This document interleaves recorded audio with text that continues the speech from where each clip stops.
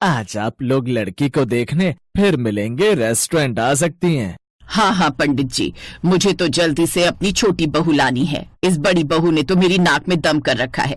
एक नंबर की कामचोर है ये। आप लड़की वालों को बता दीजिए, हम शाम को 4 बजे मिलते हैं। शाम को गायत्री अपने परिवार के साथ फिर मिलेंगे रेस्टोरेंट पहुंची, जहाँ नेहा नाम की एक बेहद ही खूबसूरत लड़की आई। वाह, ये तो कोई सुपर मॉडल लगती है। हाँ, दिखने में तो हूर की परी है, लेकिन क्या ये घर के कामकाज जानती होगी? अच्छा बेटी, क्या तुम घर के कामकाज जानती हो? हाँ, मेरी बेटी घर का सारा काम जानती है। इतना ही नहीं, ये जॉब भी करती है, कभी डे शिफ्ट कभी नाइट। ये बात सुनते ही अनुप्रिया का माथा ठनक गया। है, ये तो मेरी सारी उम्मीदों पर पानी फिर ही गया। अगर ये जॉब पर रहेगी तो मेरा क्या होगा? माँ जी, ये जॉब वाली लड़कियां ना घर का नाश कर देती है, और ये नाइट जॉब भी करती है, तो मोहल्ले वाले लोग क्या कहेंगे? कह तो तू ठीक रही है। नहीं, ये लड़की नहीं चलेगी। अपने घर में रात को थोड़ी ना काम करवाऊंगी इससे। माफ कीजिएगा बहन जी, लेकिन हमारी सोच नहीं मिलती। हाँ ठीक है बहन जी, जैसी आपकी इच्छा। जेठानी खुश हुई कि उसके ससुराल में नौकरी वाली देवरानी आने से बच गई। वो नहीं चाहती थी कि कोई नौकरी करने वाली देवरानी उसके ससुराल में आए, नहीं तो घर का सारा काम उसको अकेले ही करना पड़ेगा। इसलिए उसने अपनी सास को भड़का दिया और ये रिश्ता भी टूट गया। कुछ दिन बाद गायत्री अपने छोटे बेटे की शादी की चिंता में उदास बैठी थी। तभी उसकी बहन लता वहाँ आई। क्या बात है मेरी गट्टो, इतना उदास क्यों लग रही है? अरे दीदी तुम आओ। गट्टो, मेरी ननद की एक बेटी है सगुन, बड़ी ही गुणी सुंदर और संस्कारी लड़की है। कहूँ तो बात करूँ उससे? सच में? तो बात आगे बढ़ाओ ना। अब लता देवी ने बात आगे बढ़ाई और कुछ दिन बाद वो सब लड़की वालों के घर आ गए। देखती हूँ आज कैसी लड़की पसंद करते हैं। अगर मेरे काम की नहीं हुई तो उसको भी चलता करूंगी। संडे को वो सभी उस लड़की जिसका नाम सौंदर्य था उसे देखने गए। सौंदर्य दिखने में तो खूबसूरत थी ही, साथ ही घर के सभी कामकाज भी जानती थी। जेठानी ने तो छूटते ही पहले एक सवाल पूछा।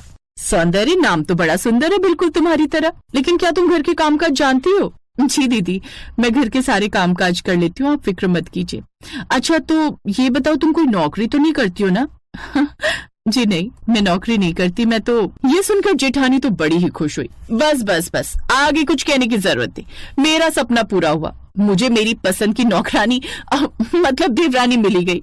माँ जी, मुझे ये देवरानी बहुत पसंद है। रौनक और सौंदर्य के परिवार में अच्छी खासी बातें हुई और सौंदर्य आखिरकार सबको पसंद भी आ गई। फिर उनकी शादी बड़ी ही धूमधाम से हुई। कुछ महीने बाद सौंदर्य उस घर की बहू बनकर आ गई।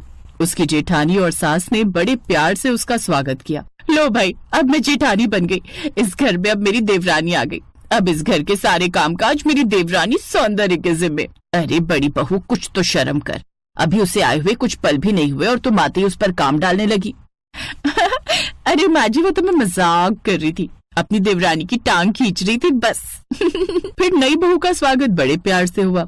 शादी की थकावट में सब जल्दी ही सो गए, लेकिन अगली सुबह सौंदर्य जल्दी उठकर जाग गई। ये देख जेठानी बड़ी खुश हुई।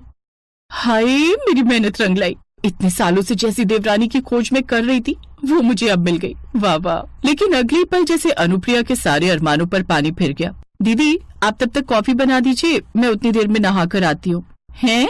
अच्छा ठीक है। ये सुनकर अनुप्रिया का माथा ठनक गया, लेकिन फिर उसे लगा कि आज उसका पहला दिन है, इसलिए उसने कुछ नहीं कहा।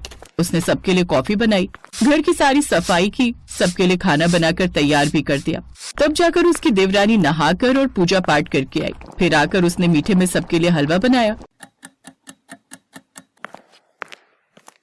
इतना किचन तो मैंने सारा खाना बनाने के वक्त भी नहीं फैलाया जितना इस महारानी ने एक हलवा बनाने में फैला दिया। ऊपर से मैडम कहकर गई है बर्तन मैं साफ करूं, जैसे इसके बाप की नौकर लगी हूँ। सबके साथ खाना खाने के बाद सौंदर्य अपने पति के साथ अपने मायके चली जाती है। अब बेचारी जेठानी पीछे से सारी बर्तन अकेले धोती है। ये अच्छी परेड लगी है मेरी। सोचा था देवरानी आएगी तो आराम मिलेगा, लेकिन यहाँ तो बैंड बजी पड़ी है। शाम को वो पगफेरों की रस्म से वापस आती है तो जेठानी मन ही मन सोचती है, अब देख बच्चू, कैसे मैं कल से तुझसे सारा काम करवाती हूँ। लेकिन अगले दिन जब अनुप्रिया सोकर उठती है तो उसके तो होश ही उड़ जाते हैं। उसकी देवरानी हाथ में बड़ा सा सूटकेस लेकर तैयार होकर खड़ी थी। अरे देवरानी जी, ये इतनी सुबह सुबह कहाँ जा रही हो? वो भाभी, मैं और ये हनीमून के लिए गोवा जा रहे हैं और 2 हफ्ते बाद लौटेंगे। ये सुनकर तो अनुप्रिया चुप ही रह गई, लेकिन फिर उसे लगा चलो कोई बात नहीं, अब जहाँ इतना झेला है तो कुछ दिन और सही। अब वो अगले 2 हफ्ते तक घर के सारे कामकाज अकेले करती है और 2 हफ्ते बाद उसकी देवरानी जब हनीमून से लौटती है। ये लीजिए जेठानी जी, ये गोवा की ड्रेस और चॉकलेट्स मैं आपके लिए लाई हूँ। Thank you so much. लेकिन इन सब की क्या जरूरत थी? अच्छा वो मैं कह रही थी खाना बना, आप लोग खा लो जेठानी जी, हम तो बाहर से खाकर आए। ये कहकर सौंदर्य अपने कमरे में चली गई।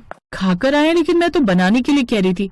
बस बहुत घूम ली ना, अब मैं बताती हूँ तुम्हें, जब घर के सारे काम कल से तुम्हें अकेले करने पड़ेंगे। अगले दिन अनुप्रिया जानबूझकर देर तक सोती रहती है। ये देख उसकी सास उसको जगाने उसके कमरे में जाती है। बहू, ओ बड़ी बहू, ये क्या, तू अभी तक सो रही है? सुबह के 8 बज गए, घर के काम नहीं करने? क्या माँ जी, अब तो इस घर में छोटी बहू भी आ गई, उस देवरानी से भी करा लो काम। अरे देवरानी तो तब करेगी ना जब वो घर पर रहेगी। है, अब कहाँ भाग गई? भाग नहीं गई जेठानी जी, बल्कि जा रही हूँ। लेकिन कहाँ? काम पर। लेकिन तुमने तो कहा था तुम कोई नौकरी नहीं करती। हाँ बिल्कुल सही कहा, मैं कोई नौकरी नहीं करती, बल्कि मैं खुद का बिजनेस करती हूँ। उस दिन आपने मेरी बात पूरी कहाँ होने दी। मेरा खुद का बुटीक है तो वहीं जा रही हूँ। काफी दिन हो गए ना, तो काफी सारा काम पेंडिंग है। और हाँ, आप मेरे खाने की टेंशन मत लेना, मैं बाहर से ही कुछ मंगवा लूंगी। अच्छा माँ जी, आशीर्वाद दीजिए, मैं चलती हूँ, शाम तक लौट आऊंगी। जीती रहे बहू, जा जा संभल कर जाना। जी माँ जी, बाय बाय जेठानी जी। और तू अब तक क्या बिस्तर पर पड़ी है? चल अब जल्दी से, वो कब से तुझे बुला रहे हैं। कौन माँ जी? तेरे झाड़ू पोछा बर्तन, और कौन? ये कहकर गायत्री देवी मुस्कुराते हुए वहां से चली गई और बेचारी अनुप्रिया अपना माथा पकड़कर बैठ गई।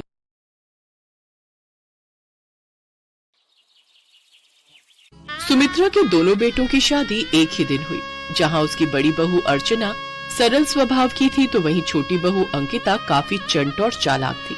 ऐसे ही समय बीता और दोनों बहुओं को उस घर में आए हुए 6 महीने बीत गए।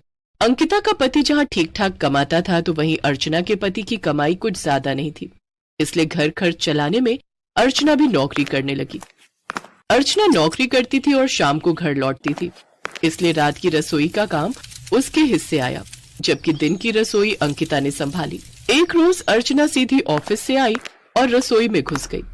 भाभी, आप अब आ रही हैं? आप जानती है ना सबको डिनर समय पर चाहिए होता है, लेकिन फिर भी आपने आने में देर कर दी।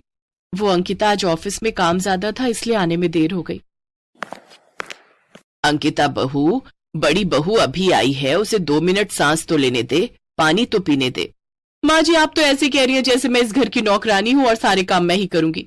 ये भी तो इस घर की बहू है, तो इनका भी तो फर्ज बनता है ना घर के काम करने का। अच्छा भाभी, अब आप पहले बर्तन धो लीजिए, फिर रात का खाना बना लीजिए। वो क्या है ना, घर में कई सारे काम होते हैं, इसलिए मुझे बर्तन धोने का टाइम ही नहीं लगा। ठीक है, मैं कर लूंगी। थकी हारी अर्चना घर के कामकाज में लग जाती है। अंकिता बहुत चालाक थी, वो दिन की रसोई तो बनाती, लेकिन ज्यादातर बर्तनों का ढेर अपनी जेठानी के लिए रख देती। दोनों देवरानी जेठानी में काम बटा हुआ था। अर्चना के हिस्से में रात का काम था, इसलिए वो रात को घर आकर पहले दिन के बर्तन धोती, जिसके बाद रात के लिए सबका खाना तैयार करती, फिर बर्तन धोती, तब जाकर कहीं सोने जा पाती। लेकिन इन सब कामों में उसे रात के 12 बज जाते।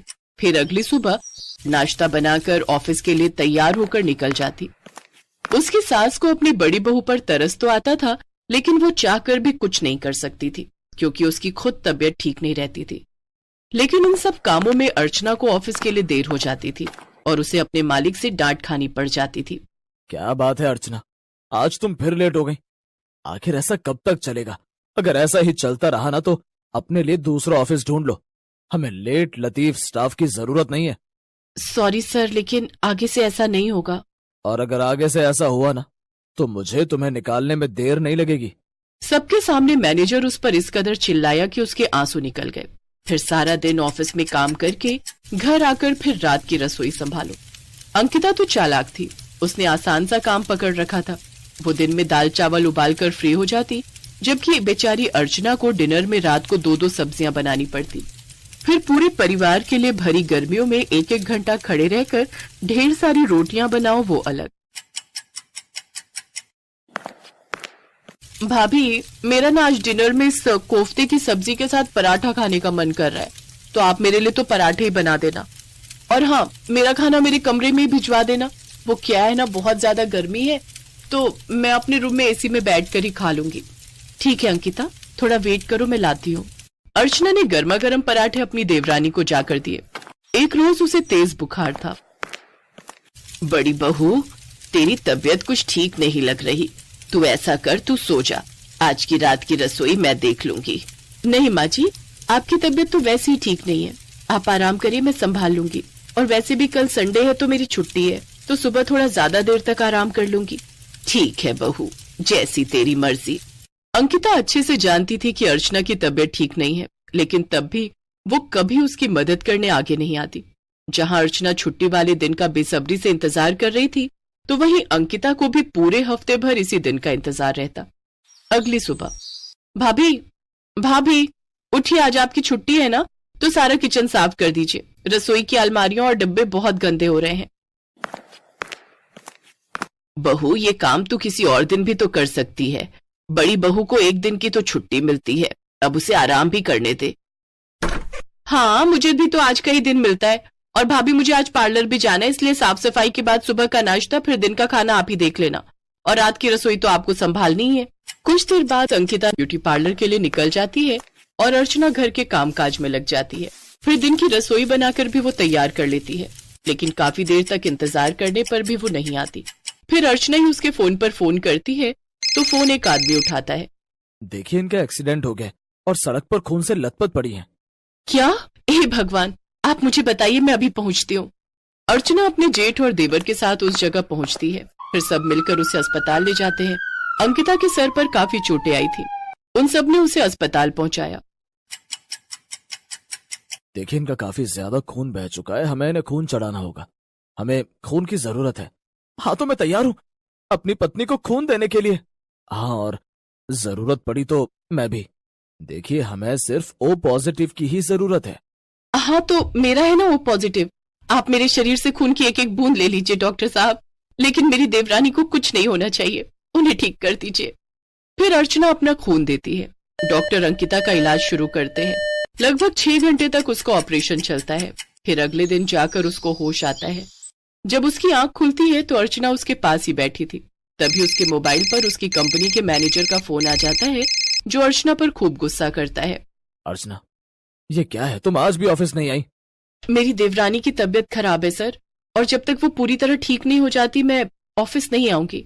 आप चाहे तो मेरी जगह किसी और को काम पर रख सकते हैं, मैं कहीं और नौकरी ढूंढ लूंगी। अंकिता सब कुछ सुन रही थी। जिस जेठानी पर उसने इतने अत्याचार किए, आज वही जेठानी उसके लिए अपनी जरूरत की नौकरी तक छोड़ रही थी। अंकिता को अपने किए पर बहुत पछतावा हो रहा था। वो अर्चना से माफी मांगती है, अर्चना भी उसे माफ कर देती है।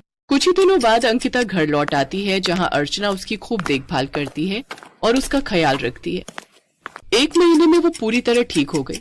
फिर अंकिता ने अपनी एक पहचान वाले से कहकर अर्चना की अच्छी कंपनी में नौकरी लगवा दी, जहां उसे हफ्ते में 2 दिन छुट्टी भी मिलती, साथ ही पैसे भी अच्छे मिलते। अब अंकिता अर्चना की पूरी तरह मदद करती और दिन के बर्तन भी खुद ही धोती, साथ ही रात की रसोई में भी जेठानी का पूरा हाथ बटाती।